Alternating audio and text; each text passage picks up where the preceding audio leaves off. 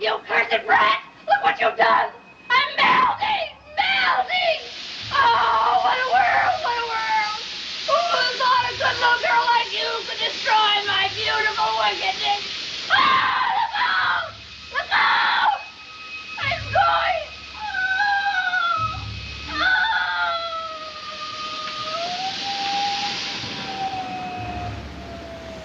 What's up, guys? Boy Benny. The main drive of a reporter should be access to power, getting a sit down with the president or secretary of state or world leader, having good sources so that you can report true and good information to your audience, break stories, and you only do that if you have access to the levers of how things are actually being done, how the sausage is really being made, right?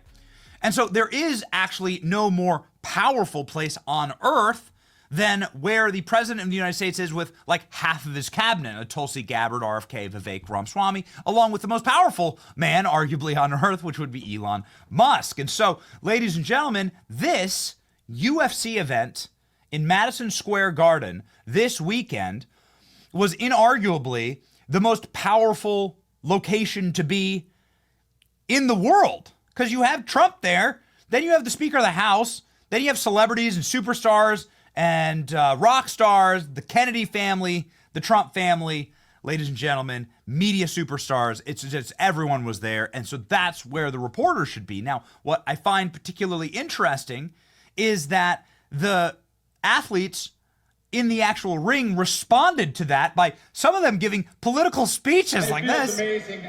New York, I got one thing to say first. We need justice for Peanut.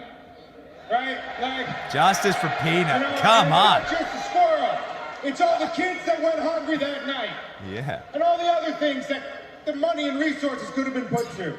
Hopefully that Doge cleans things up down at the state level. I like how you use your post-victory speech for a political rally. Joe Rogan, I like how you use your victory speech for a political rally. It's amazing. You of course saw the best of the best, the champions, deferring to Trump, respect, like the old Roman Colosseum, man, and Caesar. It was just great to see. So why are we recovering this? Well, because, ladies and gentlemen, Breitbart.com has an incredible story up about how CNN, who the whole purpose of CNN should be access to moments like that, have to moments of like at the UFC with the most powerful people in the world, like all together, like they're at ringside. CNN was stuck outside, groveling and begging for fans of the UFC to give them interviews so they can try and understand this moment. It's like there's no better demonstration of the paradigm shift of what's happening. The fact that Dan Bongino's walking in with Trump ringside to UFC, and CNN's on the outside, left in the cold. Whereas if it was Barack Obama, right, or Joe Biden, CNN would be sitting on, Joe Biden would be riding on CNN's lap, into the event.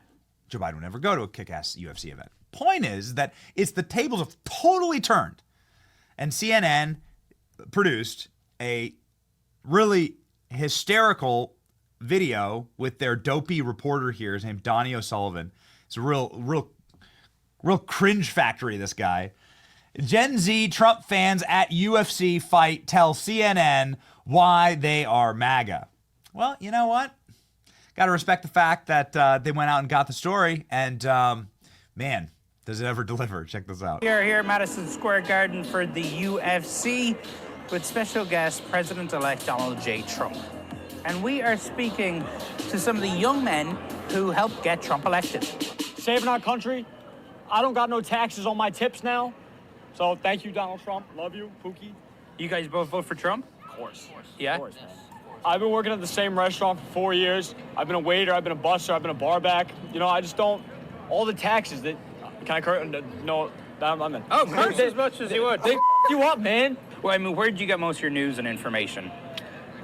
Most of it through... I know it's not CNN, that's why I'm here. Actually, I want to hear it. Actually, most of the information I got was from Joe Rogan. Joe Rogan? Joe Rogan. A legend, man. Yeah? But mostly, like, social media. If you want to be honest, like, social media. Yeah. That's TikTok? Yeah, usually that's what everything spreads around, man. Yeah. That's what everything spreads TikTok's around. everywhere, man. But what is it about the old school media like CNN that... Oh, I think if you look at us younger kids, like, I don't know, like the older people, like, because they... What is this mic that you have? You can't like get like a man on the street mic. You can't just get like a little lav. Why are you holding it? This is what CNN gives them. Some like $1,500 boom mic to hold. Like he's asking questions about how outdated corporate media is, and he's doing a man on the street interview. With the mic they used to film Jurassic Park. They grew up on news. They didn't have social media when they were younger. So like us, we just got introduced to like all social media, and it shows news easier, you know? Yeah. But like, I don't know, none of us kids like our age like really watch or like want to read a newspaper. Oh, sorry, read a newspaper or anything, you know? Yeah. I don't watch a lot of mainstream stuff. Yeah, where'd you get your news? Like Reddit. Yeah. A lot of podcasting. Yeah, like who? Joe Rogan. Yeah. The Joe Rogan Experience. Do you think it was a mistake for Harris not to go on Joe Rogan, or do you think... Probably. Honestly. What I think like a long conversational talk is better than a debate. Right. Honestly. You can see how a person actually interacts. Yeah. I think Trump's good at interacting. Oh, no. He doesn't need a script. You're a New Yorker? Yes, born and raised. Nice. Brooklyn, New York. Right. From the hood. Did you ever consider voting for Harris? I actually voted for Obama. You did? Yeah, that was the last time I ever voted for somebody that's not Trump. Yeah, So what changed? my level of thinking, me not thinking that the police are above me and white men are above me. And I'm all good about like, yo, we can learn about history and all that stuff, but don't tell me or don't try to put it in a way that it's like our country is racist. Our kids are important, guys, you know, and if we're not teaching them well, if we're not teaching them about credit, if we're not teaching them about how to get a home eventually, and all we're talking about is racism and, you know, trans and gays, which, like I said, I'm all good. Like, you do what you do. Just don't force it on people. And that's where we're about. Isn't that like the point, actually, of this current moment? Isn't that the point of America? Like, it's a massive country. You look at it on a map. It's like a monster country. America's humongous. America's much, much bigger than Europe. America, in land mass, I believe, is the third largest country in the entire world. And so the point is that we've always been a country of like, leave us the F alone. Don't shove propaganda. Like, there's no reason for you to shove, like, especially woke and unpopular ideologies down our throats. Like, just leave well alone. And this is what these guys are saying. Like the people who are the propagandizers are CNN. And that's why we don't tune into you. That's why we don't watch you. That's why we'd rather watch Joe Rogan. That's why we'd rather watch Donald Trump destroy Kamala Harris on Joe Rogan. The dude says a 3-hour podcast is better than a debate. He's Imagine right. Kamala doing this show. I could imagine her doing this show. She'd be laying on the floor. She was supposed to do it, and she might She still wasn't do it, gonna and do I it. hope she does. She's not gonna I do will it. talk to her like a human being. I would If try she to have a did this conversation kind of an with her. interview with you, I hope she does, because it would be a mess. She'd be laying on the floor comatose. You'd be saying, call in the medics. I think we'd have a fine conversation.